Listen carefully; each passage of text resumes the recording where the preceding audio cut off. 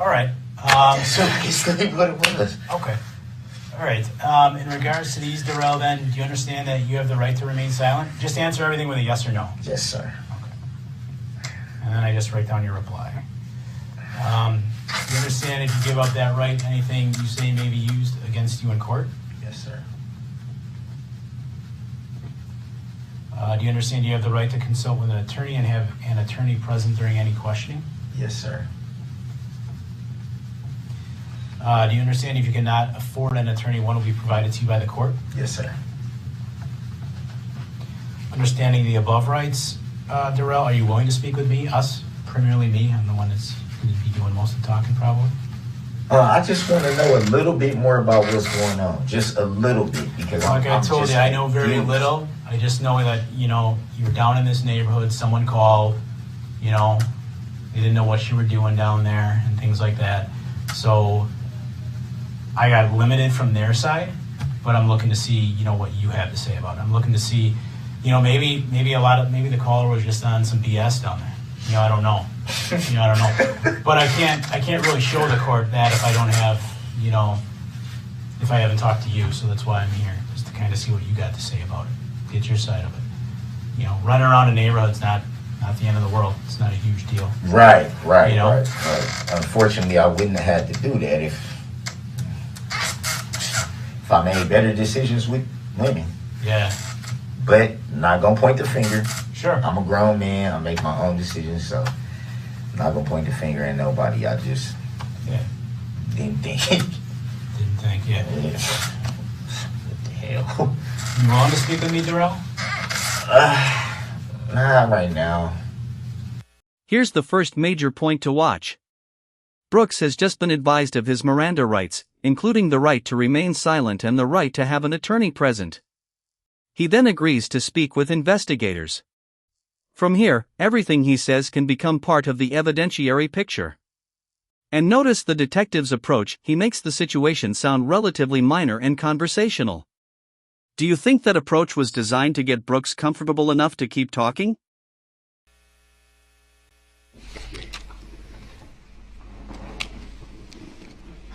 So, was a decision made to speak with Mr. Brooks the following day? Objection. Being called that name, leading the witness. The objections are overruled. The witness may answer. Yes, ma'am, it was. Now, when you spoke with the defendant on the 21st, what did you have some general information as to casualties from the parade? Yes, I did. What information did you have at that point? At that point, not all the information was in yet, but I knew, as I stated in previous testimony, our emergency department was very full. I knew there were significant injuries to many people. I knew some were deceased. I did not know the exact number at that time.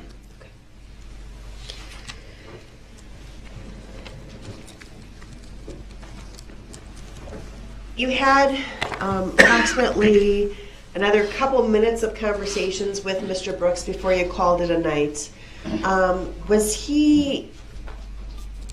What was the vibe that you got from him during those couple minutes? Objection. I don't consent to being called that name. It's leading the witness. The objection's overruled. You may answer.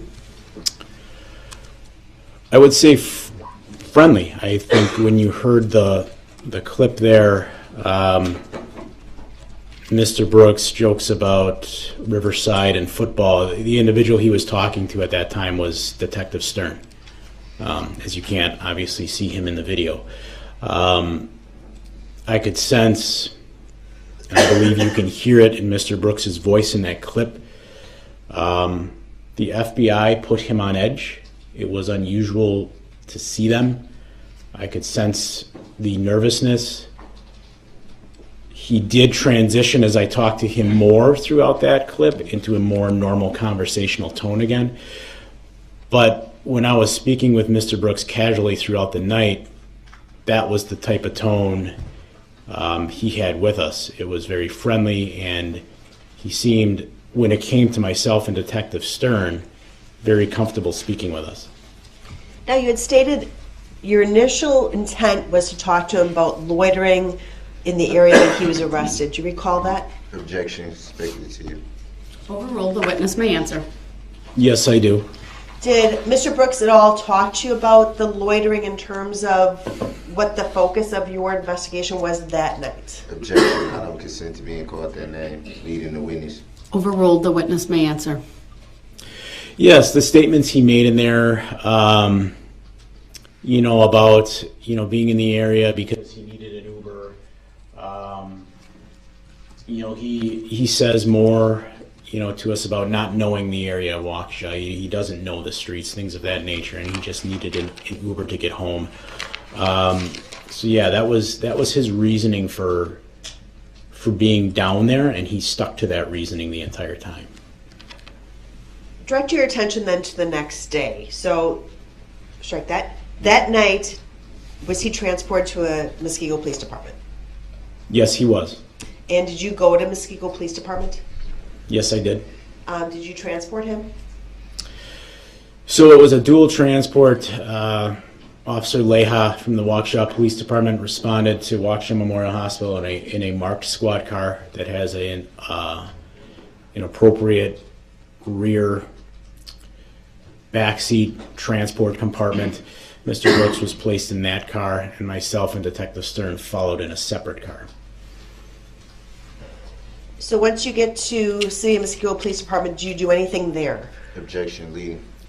Overruled. You may answer. Not the first night. Myself and Detective Stern stood by while some basic medical questions that were part of Muskego Police Department's policy as far as holding a prisoner were asked of him. I was there until Mr. Brooks was placed into his cell. Once Mr. Brooks was in his cell, I explained to him that me personally, would be returning the next day to speak with him more and give him more information about the investigation. Did Officer Leha end up staying at the Muskego Police Department with the defendant? Objection, speculative. Overruled. Yes, he did. Why was that? Objection, leading. Overruled. That was Muskego's request, being Mr. Brooks was, because of the transition and we did not have our own municipal lockup facility, we requested to use Muskego Police Departments and they allowed it. But being Mr. Brooks was technically in our custody, they requested that one of our officers stay there to do the monitoring and the jail checks. So did you return to the City of Muskego Police Department the next day, November 22nd, to speak with Mr. Brooks again? Objection, Yes, I did. I don't consent to being called that name. Overruled. You may answer. Yes, I did. Did you return with anyone? I returned with Detective Ben Stern. Now, what was the plan for this interview? You had said the previous day the intent was to kind of start very low, just looking at loitering. Did you have a plan going into the interview on the 22nd? Objection, leading. Overruled. I did. What was that plan?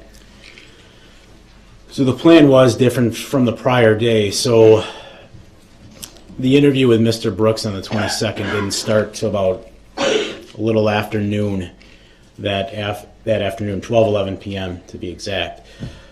Around 8 a.m. that morning, there was a briefing with all officers that were involved where I learned some additional information.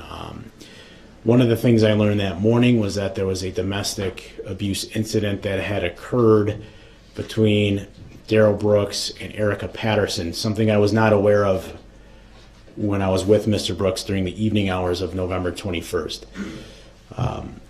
There was also much more information at this point in regards to the parade incident.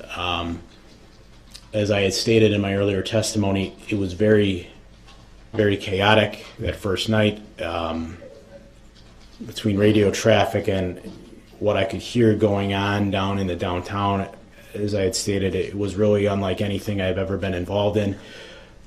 But by Tuesday morning, the 22nd, we had narrowed it down to basically just Mr. Brooks, that there were not 4 people in this car. We were looking at one man. So he was now a suspect in the domestic abuse and driving in the parade. So I chose to begin the interview on the less serious matter, that being the battery charge that he was looking at with Erica Patterson. Now, you said Tuesday the 22nd. Monday, excuse me. Okay, thank you. And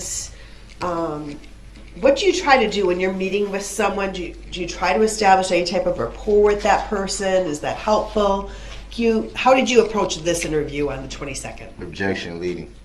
I'll sustain as to the form of the question. It was actually compound, and if you could rephrase. How did you approach the questioning of Mr. Brooks on the 22nd? Objection, I don't consent to being called that name. Overruled, the witness may answer. So when I began to speak with Darrell Brooks on the 22nd, I began with some very light conversation. I explained to Mr. Brooks that I had more information from the previous day. I explained to Mr. Brooks that his girlfriend at that time, Erica Patterson, had made some domestic abuse allegations against him that were physical in nature. I didn't indicate to him exactly what she said he did, but that there were physical allegations.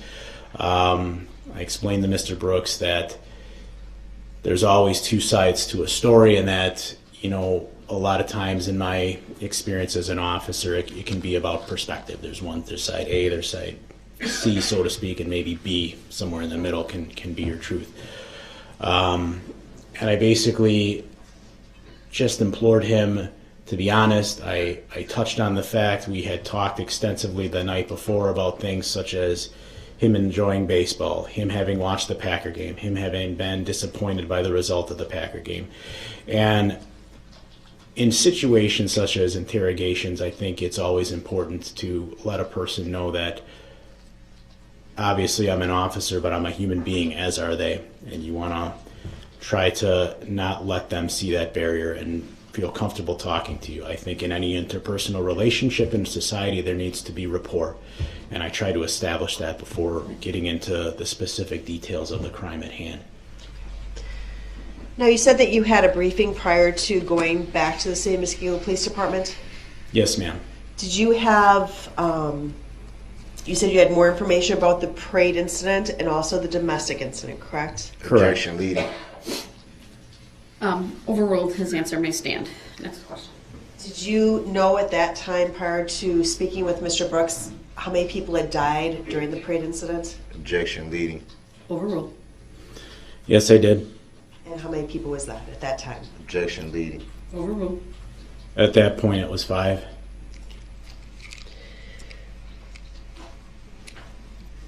So did you confirm, again, personal information for the defendant before starting the interview? Yes, I did. Did you read the Miranda form like you did the night before? Yes, I did. I'm going to show you what's been marked as State's Exhibit 174.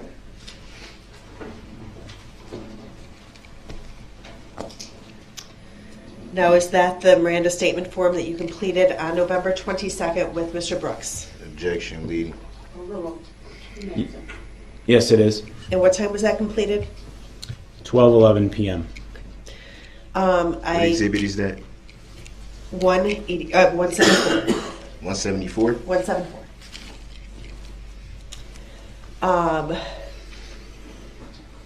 And did you read that form to Mr. Brooks? Objection.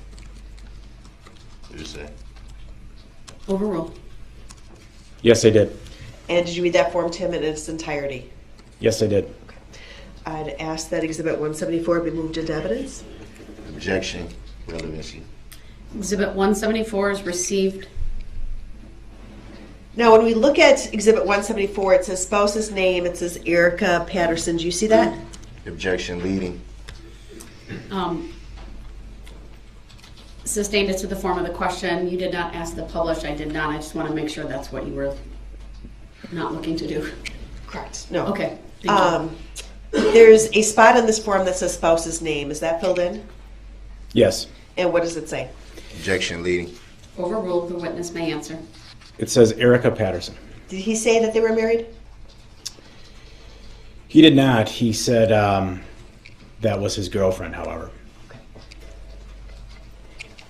And he indicated he had children?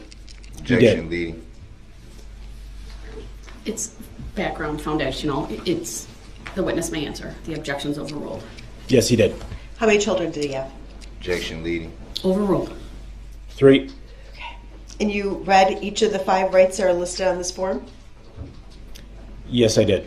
And did he agree to speak with you? Yes, ma'am, he did. Okay.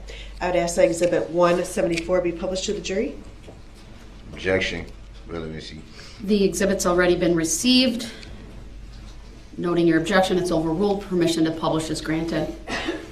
Now, as that form is coming up in the jury box, just for the jurors to see, when you initially had contact with the defendant that morning, did you verify if he had been fed? Objection. Speculative. Overruled. The witness may answer. Yes, I did.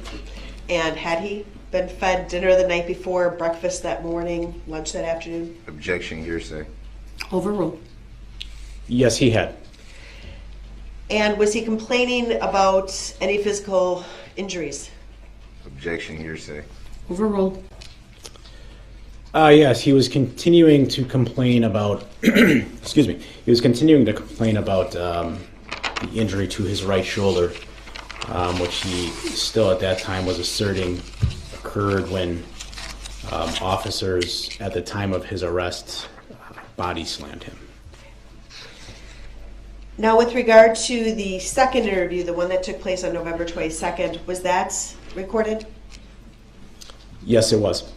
And would it be fair to say that recorded interview was 4 hours, 55 minutes, and 30 seconds? Objection. Hearsay. Overruled. Yes, that would be correct. Okay. And you've had the opportunity to listen to that interview? Yes, I have. I'm going to go through that interview with you. I'm not going to play the whole 5 hours, but just portions of that. I'll stop it during specific clips that I'm providing to Ms. Gussie, and we'll talk about it. Is that all right? Yes, that's fine. Okay. Before you do that, I'm told our interpreter will be here momentarily, and rather than you start, I think it would be best if we just take a short break till the interpreter's here. Is the witness here? I believe he was coming at 10. Oh, We thought okay, we'd take that's a fine break. then. I appreciate that additional information, then we'll keep going. Sorry for the interruption. Let me see if maybe he's here early. Okay. Yeah.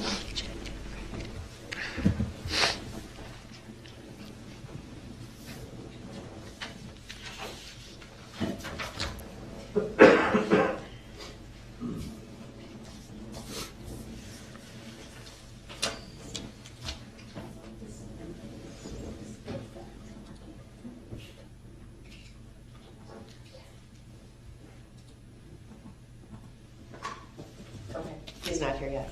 Okay, then we will keep going, and just let me know when the witness gets here. Okay, we can take this exhibit off the screen. If we can go to 7 minutes and 30 seconds to 8 minutes and 20 seconds. To 8.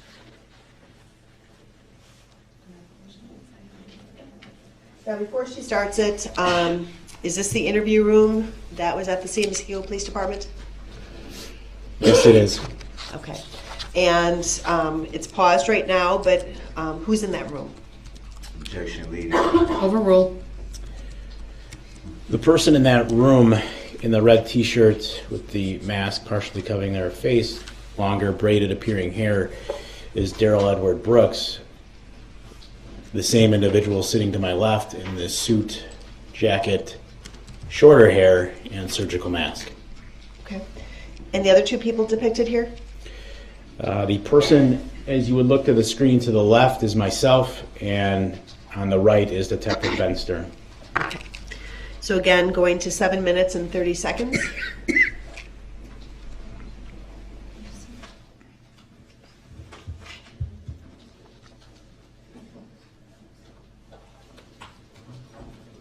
We're going to play it, but not with sound, until 7 minutes and 30 seconds. Go ahead. Okay. So it now is at 7 minutes and 30 seconds. If we can play until 8 minutes and 20 seconds. Hang the metal pieces on the little machine thing that comes around. They take them. The pieces go through like this little steamer type machine thing, and then they paint it, and then they come back around, and we just take them off the hook and just put them in the box, load them up, put them back on the truck. It was 4 on, 3 off, so that was more ideal because That's a great schedule. I mostly have my children the back half of the week. Sure. But since all this, I've been having them every day. So it's like, How old are your kids? my son is grown. My oldest daughter is 14, and my youngest daughter is 7. You said your oldest son's grown. How old is he? He's 18. They all live with you then in Milwaukee? Well, my son doesn't. Your son doesn't? My son doesn't. But Okay. All right. So initially, what were you speaking with Mr. Brooks about when he was describing doing something with metal? Objection, leading, and I do not consent to being called that name. Overruled as to both objections. The witness may answer. Just about work, he was Mr. Brooks was explaining a job he had prior. He indicated he was laid off due to the pandemic. So it was just general conversation about his work history. And he talked about his kids. Do you recall that? Yes. And his 2 youngest kids, who did he say they lived with? Objection, leading. Overruled. The witness Objection, may answer. relevancy. Mr. Brooks was indicating they were living with him. However, the investigation showed that not to be the case. Of the 2 daughters, one lives down in Georgia in the Atlanta area and the other lives in Iowa. Thank you. Now directing your attention to 14 minutes and 15 seconds into the interview, and I'd be playing that until 15 minutes and 48 seconds into the interview. It is currently at 14 minutes and 15 seconds. Can I have those timestamps again, please? Sure. 14 minutes and 15 seconds beginning to 15 minutes and 48 seconds. Thank you. I'd ask that that be played at this time. Go ahead. We're not on your college set. I got to read it, okay? And I know you've heard it before, so you kind of understand that. yes, sir. Okay. Do you have any questions before I start for me? Only thing I want to know is, what in the heck am I being charged with anything? Well, she's making some, like I said, alleged allegations against you, kind of, for being physical. So that's what, if that's BS, that's what I'm looking to hear from you. Okay? Total BS. You know what I'm saying? And that's kind of, we couldn't track her down, so that's kind of where we're at. It's this typical back and forth stuff that guys like you go through with their baby mama all the time. And they're all, there's a lot of guys out there in your spot, and a lot of times, maybe it's not always fair to them, but that's kind of what I I'm wish they trying had to a figure law to where people can, if you do that shit, you should get in trouble. Sure. Yeah. Like, why? You shouldn't be able to just be like, oh, I'm pissed off, so I'm going to call and do this. Yep. I agree. Like, why would you put me in that situation and then we're going to end up being together anyway? Why would you do that? Trying to judge that credibility. Yeah, and that's total BS. So that's what that's why we're sitting in here with you to try to sift through the BS, if that's what we got, and go from there. Crazy, man. Does that make sense? Yeah. Oh, all right. This fucking girl, man. I said this last night too, didn't I? She get drunk and remember I kept saying that she fucking acts a fool and I'm the one that pays for it. Yep. Can you tell the jury a little bit about this clip? Overruled. So in this clip here, I'm just explaining to Mr. Brooks the background of the domestic abuse allegations that officers had received from Erica Patterson, and that I was looking to get basically clarity on that, his side of the story on that, have him help me understand what aspects of it may or may not be true, and just walk me through what had occurred between the 2 of them. And again, although we're approximately 15 minutes into the interview, have you mentioned anything about the parade incident or any victims? Objection, leading. Overruled. The witness may answer. I had not said anything about that at this point. And why was that? So what I wanted to do with this interview, as I stated in my earlier testimony, I wanted to start with the smaller things and get to the bigger things. The parade incident with the injuries of the individuals and the loss of life was obviously very serious. Part of what I believe as an investigator is very important gauging credibility in the interview. And one of the ways you do that is you need to be careful. Obviously, at some point, if I'm going to take Mr. Brooks to jail, I have to tell him what he's being charged with. But I want to be very careful in giving too much information early on, so that I'm not leading him, so that I'm not giving him the opportunity based on information to create lies. I want to see how he reacts to things to help me gauge whether he's being truthful. And I found starting with the smaller aspect and seeing how truthful he was with that could help lead me into the more serious allegations and see if he was going to be truthful about those things as well. Now, as I watched the snippet of the video that we showed, at one point you had indicated, guys like you get into these kind of situations with girls like that, or something to that effect. Do you recall that interaction in this video? Yes, I do. What do you mean by that? Or what were you trying to establish by making that statement?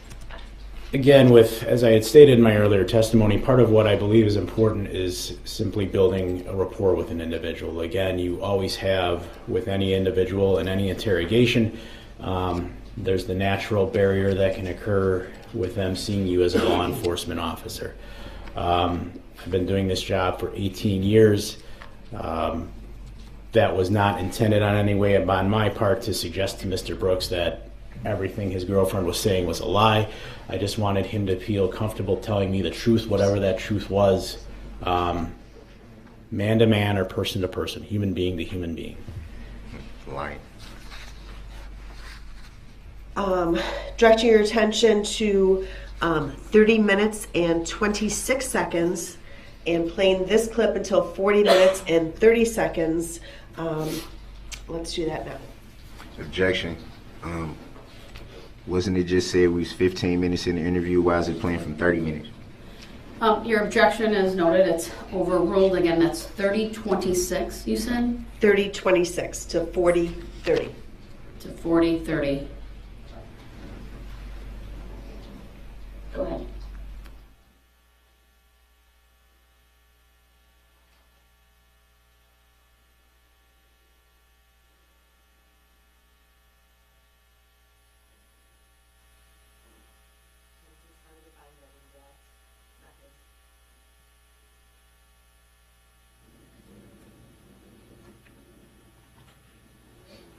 No. What brought you to Waukesha yesterday? How did you get out here? I was meeting up with a friend to watch the Packer game. Okay. That's the only reason why I was out here. Where did you go to watch the game? To a friend named Stephanie. Her house, a bar, or? A house. Yeah, I don't mean to make you uncomfortable or anything, but what's the address there? What's she I have no idea about Waukesha. I don't know the streets. What was it near? I know you had to see something near it. So what was it near? Like a gas station? Have you been to the house before? No. Never before? No. What's Stephanie's last name? I have no idea. I have no idea. When did you guys set this up? Maybe a couple of days ago. Okay. Like I said, I have a few friends. I have a few friends in Milwaukee that have people out here, so Okay. it's not, I don't, like I said last night, I don't know the streets in Waukesha. It's not where I usually hang out at, so I couldn't say, well, this street, and this, I couldn't. All right.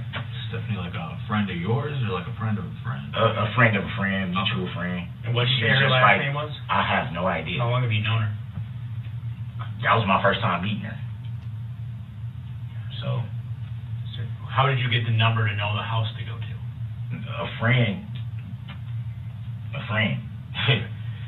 So how did you get to her house? My friend. I went with my friend. Okay, who's that? My friend, I don't really want to say his name. I don't know if that's going to incriminate him in anything. So. Okay, so let's go with this. How did you come? I know you saw Erica yesterday in Waukesha because we talked to her. Now, I don't know everything that went on, and I'm not saying I believe everything she told the other officers. How did you come to meet with her in Waukesha, one? And two, you say you don't know Waukesha, but where did you meet her? A gas station, a park?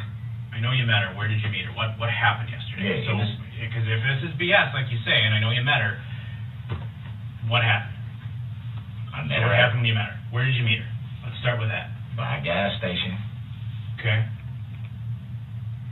I don't know what I was supposed to be getting some money from her. Okay. For what? It was the rest of my money that she had of mine that she was holding for me. Okay, how much? It was supposed to be $350. Okay. And why did she have it? Why was she holding Well, it? she had been holding it for me for a few weeks now, but like I said, I hadn't seen her. She had seen Right, my but mom what was she already- holding? Why did she have it? Why was she holding it for you? She was just holding it for me because I told her to hold it for me. But it didn't have anything to do with, this was weeks ago. She had been holding the money. And because I had no contact with her, I couldn't tell her, and my mom wasn't going to let her come to the house to bring it. Mm-hmm. And I told her, look, man, if I'm going to be out there, I'll meet up with you and get the money, but I'm not hanging out with you. I'm not having sex with you. And she was just like, oh, you want to kill? I'm like, I'm not finna do none of that. Okay. You know what I'm saying? I'm not supposed to be around you. I get that. I understand that. I'm not going to lie to y'all. I'm not supposed to be around you. I love you to death, man. You're my baby mama. I'm not going to, you know what I'm saying? It wasn't supposed to be like a hangout thing. I told her, I'm like, I'm out here. And she's like, oh, where you at? Where you at? Where you at? And I'm like, look, I'll meet up with you to get the money and, you know, give you a hug or whatever. But she was like, well, I need something. I'm like, no, we can't do all that. I'm not going to have sex with you. I'm not going to hang out with you or none of that. All right. So you told her you weren't going to do any of that stuff. No. How did you set the meeting up? Did you talk to her on the phone, Facebook Messenger, text message? I talked to her. I don't think she said anything about that. So just, I mean, if she's BS, how did you Yeah, because meeting with her? This is what she does. Hold on one second. Hold on, one thing at a time. How did you set the meeting with her? How do I verify? That's what I'm saying. If she can't get in touch with me, that's what she'll do. She'll go to social medias and do all this and try to talk to people and all this and that. I got in contact with her through a mutual friend that we both know. And I was like, okay, tell her I'm out in Waukesha or whatever, and I'll meet up with her to get the money. And then she put us on the call. And she was just like, where you at? Three-way call? Yeah. And she was just like, where you at? I'm like, look, I don't know where I'm at. Do you still got that money? She's like, yeah, I want to give you the money, and I want to do this and do that. I'm like, no, I'm not finna hang out with you. I'm gonna meet up with you, get the money, give you a hug and kiss. We'll talk later. Was it still daylight? It was still daylight. It was still daylight. So after the fact. This was, I think the game was still on. Game was on. So The game was still on. left Stephanie's to go. Yep. Okay. The game was still on. So I was like, fuck it. You know what I mean? I want to see you. I ain't seen you in like a month. You know what I'm saying? So I'm not going to lie and say, man, that's my baby mama. I love this woman. But I can't hang out with you. I can't do anything with you, you know, that type of thing, deal, and whatever the case may be. But, yeah, that. And this is on your cell phone? The three-way call, obviously, it's your cell phone because you're not No, at home, right? my friend's phone. Friend's phone. Yeah. But yesterday, so do you have your phone? No. That's what I'm saying. No. So who is the friend whose phone you were using to talk to her on a three-way call? I don't want to say his name because I don't want to. Okay, I guess, so you saw her though, right? You met up with her? Okay. So, how did the conversation with her end? With me walking off and her being pissed off that I didn't want to hang out with her. I said, look, I'm not supposed to be around you, I'm gone. Okay. When she Whose said, car did you use to get out she there? said I didn't have a car. No, whose car did you use to get to Waukesha? My friend is the one that said he was gonna go hang out and watch the Packer game. I said I'm gonna go with. Okay. Whose car did you use to get out to Waukesha? I didn't use anybody's car. Where does your friend live? My friend lives in Milwaukee. So you didn't walk to Waukesha. Whose car No. did you guys use? to My get out friend. there? I just said my What friend. type of car did you have? I, I'm just trying to figure out how you got here.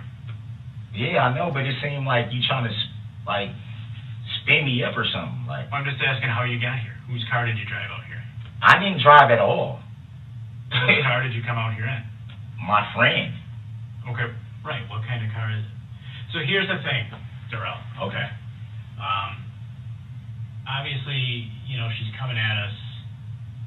I told her she's talking about some domestic related issues, okay? You know, I don't know if she's on BS. I don't know if she's not. I'm telling Hold you. on, let me finish. Okay. Let me finish. I don't want you to get... Yeah, because Hold on, let me finish. You know, I don't entirely know all that, okay? I'm just right now trying to figure out how you get out here. So I got to step out with my partner for a minute. Just relax. I don't want you to get you all nervous, okay? But, you know, I'm not trying to be confrontational, but I don't think when you meet her out in Waukesha, and you're not from Waukesha, I think a reasonable question is to ask, how did you get out here? Yeah. Whether you drove, someone else drove, and if so, when you got out here, what type of car you were in. So just, every hour or so, my boss, he knows we're out here. I just got to call him and say, yeah, we're talking. I'll call you back later. Just got to step out, throw in a line with him, and we'll come back. Just chill out here, enjoy your soda. We'll be right back. All right? Sound good? Okay. so we done talking or No, No, we'll no, be back in we'll come a back minute. and talk Just to chill you. out, and we'll be back. You just gotta make that call. So I just got to make that call. That check-in call. All right? in the middle of the conversation. Well, do you want to tell me about the car? You go another couple minutes. Yeah, but I'm I mean, I got to call him. I can come back, but I just... listen. I'm willing to listen, Carpenter. You've been straight up with me. You've been straight up with me, right? All I'm saying is I just want to know what I'm looking at and if I can just notify my girls. That's it. I don't have a problem with talking to you guys at all. I just want to know what am I looking at. That's I told you it. at the start, she called about some domestic abuse related stuff. Now, I didn't talk to her myself. I told you that at the start. You said she was crazy. We talked Y'all about know that. it. Y'all talked to the woman. No, I didn't. I didn't. Oh, Other I officers- apologize. You talk. Slow, Our Darrell, officers that we listened to the interview. slow down, Darrell. Did she look beat up? Did she look like, dude? Darrell, Like, listen come to me. on now, man. Slow down, dude. All right? We can't explain it to you if you keep talking over us. You know what I'm saying? All right? I didn't talk to her. I didn't see her. Okay? Now, Okay, with regard to that clip, sir, we have a lot of talk about her, meaning her. Who is her? Objection leading. Overruled. The her in this case is Erica Patterson. So did you have some conversations with Mr. Brooks before this clip about his relationship with Miss Patterson? Objection leading. I do consent to being called that name. The objections are overruled. The witness may answer. Yes, I did. Now, at the end of this video, not the end of the video, but the end of this clip, again, he is saying, "What am I looking at?" Do you recall him saying that in this video? Objection leading. Overruled. Yes, I do. Was this a theme throughout this 5-hour video? Objection leading. Overruled. The witness may answer. Yes, it was. Did he... You had stated initially when he came into the room, he had complained about some shoulder pain. Yes, he did. Did that continue throughout the interview? Objection relevancy. Overruled. The witness may answer. So, I would say what happened is it went on and off. So at this point here, the interview at this point in time was what I would describe as laid back. A lot of it was simply getting background about the overall relationship between Mr. Brooks and Miss Patterson. During that time, he was fine. He was moving his arms, as you could see in this clip. He wasn't complaining about pain. What I noticed and made me question the legitimacy of the injury before ever actually even seeing the body cam is I noted at times of stress later in this interview as I continue to push on a vehicle. I can see, as you could see here, I believe it can be seen here in this interview, talking about the car made him uncomfortable. Complaints about the pain would suddenly come back.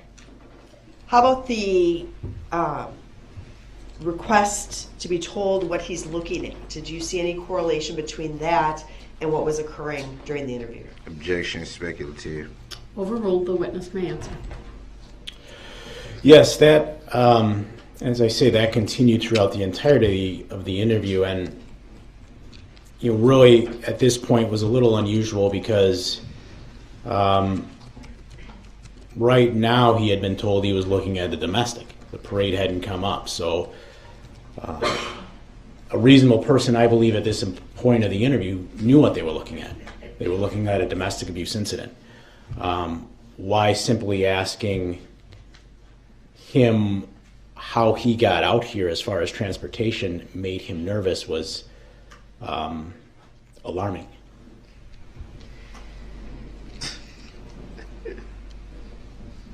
An example of him, you said that you had seen him using his arms a little bit in this clip, is that correct? Objection, leading. Sustained as to the form of the question. You had stated that, what observations did you make during this clip about the use of his right arm? He would move it from side to side, so, I mean, both his arms would come out like this and move.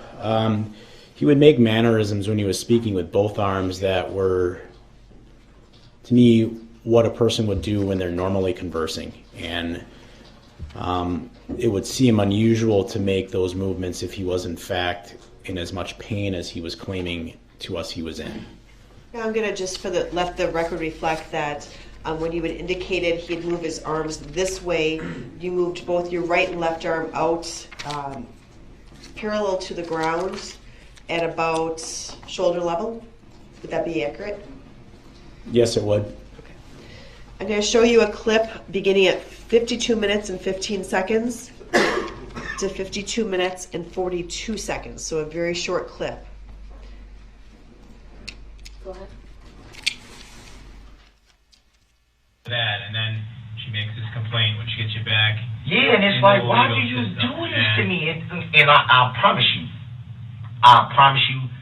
my right hand to God Almighty on the throne with Jesus next to his side, the woman is going to sit up there and say, I was drunk, I was mad, blah, blah, blah, blah, blah. But it's like, now I got to go through everything just for you to do that. Why did you do this to me? So you think she's gonna come back to us? So we saw some motions with his arms during this clip. Would that be an accurate statement? Objection, relevancy. Overruled. The witness may answer. Can you explain to the jury what you observed? So I observed Mr. Brooks move his arms to his side, above his head, his right arm almost fully above his head at points. Quite frankly, showing that arm seemed to have full range of motion. Now, you had testified yesterday, you had seen a video or a still shot from a video, and you identified the defendant driving a red SUV. Do you recall that testimony? Objection, leading. Overruled. The witness may answer. Yes, I do. And when the defendant was telling you about his friend bringing him out in a tan Kia, I think he said, did you believe that to be true? Objection. Sustained. It's for the jury to determine credibility. The witness will not answer that. Did you ever see any video of the defendant driving in a tan Kia during the time of the parade? Objection, hearsay. Overruled. The witness may answer that. No, I did not. Directing the video to 1 hour, 4 minutes, 30 seconds. Now we get a small but potentially important inconsistency. The form lists Erica Patterson under spouse's name, but the testimony says Brooks described her as his girlfriend rather than his wife. On its own, that doesn't establish anything about the larger case. But courtroom testimony often comes down to details like this, because lawyers are testing exactly what was said, what was recorded, and whether the paperwork matches the witness's account. And that's where this interview gets even more interesting.